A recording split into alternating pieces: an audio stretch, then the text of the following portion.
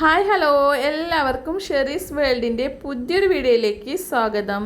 ഇന്ന് ഞാനൊരു അടിപൊളി ചമ്മന്തി ഉണ്ടാക്കാൻ പോണത് കേട്ടോ. അപ്പോൾ വീഡിയോയിലേക്ക് പോയാലോ. അപ്പോൾ ഇത് നമ്മൾ ചമ്മന്തി ഉണ്ടാക്കാൻ വേണ്ടി കുറച്ച് വറ്റൽമുളക് എടുത്തിട്ടുണ്ട്, പിന്നെ കുറച്ച് പുളിങ്ങ എടുത്ത് വെച്ചിട്ടുണ്ട്, കുറച്ച് ചെറുള്ളി എടുത്ത് വെച്ചിട്ടുണ്ട് കേട്ടോ.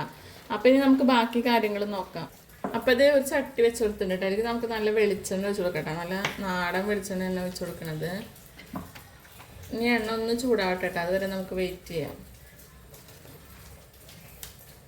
അതിനുശേഷം നമ്മൾ കുറച്ച് വറ്റൽമുളക് ഇട്ട് കൊടുക്കണം കേട്ടോ. അപ്പോൾ വറ്റൽമുളക് ഒന്ന് മൂപ്പിച്ചെടുക്കണം നമുക്ക്.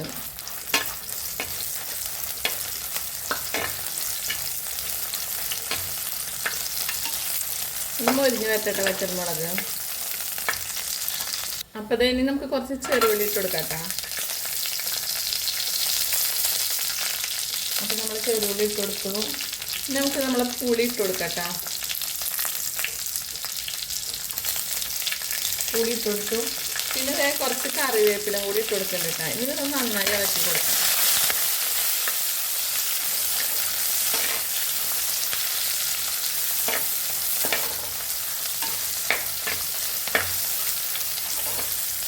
അപ്പോൾ ഏകദേശം നമ്മളെ മുളകൊക്കെ മുരിഞ്ഞ് വന്നിട്ടുണ്ട് കേട്ടോ. ഈ മഴയത്ത് നല്ല ചൂട് ചോറും ചമ്മന്തിയും കഴിക്കാൻ നല്ല ടേസ്റ്റല്ലേ. ഇതുപോലത്തെ ഒരു ചമ്മന്തി ഉണ്ടെങ്കിൽ ഒരു വയറ് ചോറുണ്ടല്ലോ നമുക്ക്. അപ്പോൾ നല്ലൊന്ന് നമ്മൾ ഉള്ളിയും ഒക്കെ ഒന്ന് വാടട്ടെ. മുളകൊക്കെ ഏകദേശമൊക്കെ മൂത്ത് വന്നിട്ടുണ്ട്, എന്നാലും കുറച്ചും കൂടി ഒന്ന് വാടാണ്ട് കേട്ടോ. അപ്പോൾ ഒക്കെ സെറ്റ് ആയിട്ട് അന്ന് നമുക്ക് മിക്സിയിൽ ജാറിലേക്ക് ഇട്ട് കൊടുക്കാം കേട്ടോ. എല്ലാതും കൂടിയിട്ട് അപ്പോൾ എല്ലാതും കൂടി ജാറിലേക്ക് ഇട്ട് കൊടുക്കാൻ പോകട്ടോ.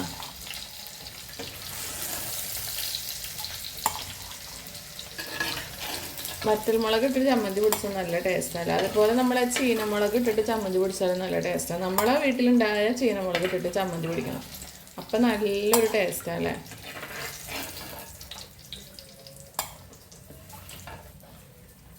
ഇനി നമ്മൾ ചട്ടിയിലുള്ള എണ്ണ കൂടി ഒന്ന് കോരി ഒഴിച്ചു കൊടുക്കുന്നുണ്ട് കേട്ടോ. ആ എണ്ണ വേസ്റ്റ് ആക്കാൻ പാടില്ലല്ലോ, അപ്പം അതും കൂടി ഒഴിച്ചു കൊടുക്കുന്നുണ്ട്.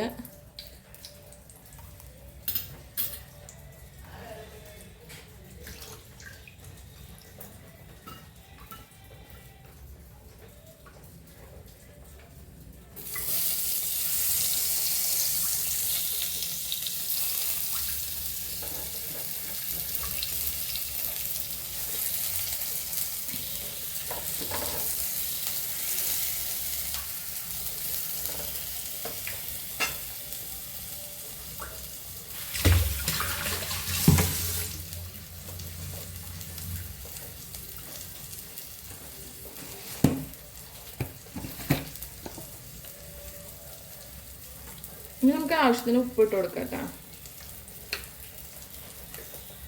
ഇനി നമുക്ക് അടിച്ചെടുക്കാം കേട്ടോ. അപ്പോൾ നമ്മൾ ചമ്മന്തിയൊക്കെ സെറ്റ് ആയിട്ടുണ്ട്. അടിപൊളി ചമ്മന്തി ആയിട്ടുണ്ട്. അപ്പോൾ നമ്മൾ പറഞ്ഞ പോലെ ഒരു പറ ചോറുന്നാൻ പോകട്ടെ. നല്ല ചൂട് ചോറും നല്ല ചമ്മന്തിയും കൂട്ടിയിട്ട് നമുക്ക് ഒരു പറ ചോറ് തന്നെ ഉണ്ണാം കേട്ടോ. പിന്നെ നമുക്ക് സൈഡായിട്ട് ഒരു ഉണക്കലും വെച്ച് കൊടുക്കണ്ട, ഉണക്കമീനും വേണ്ട, എന്നാലല്ലേ ചമ്മന്തിക്ക് ബെസ്റ്റ് കോമ്പിനേഷൻ ആവുള്ളൂ. അപ്പോൾ ഇതേ ഒരു ഉണക്കമീനും വെച്ച് കൊടുത്തിട്ടുണ്ട് കേട്ടോ. പിന്നെ ചോറ് കഴിക്കാൻ പോവുകയാണേ. അപ്പോൾ നമുക്ക് വീണ്ടും ഒരു പുതിയ വീഡിയോ ആയിട്ടും കാണാം. അതുവരെ എല്ലാവർക്കും ടാറ്റാ ബൈ.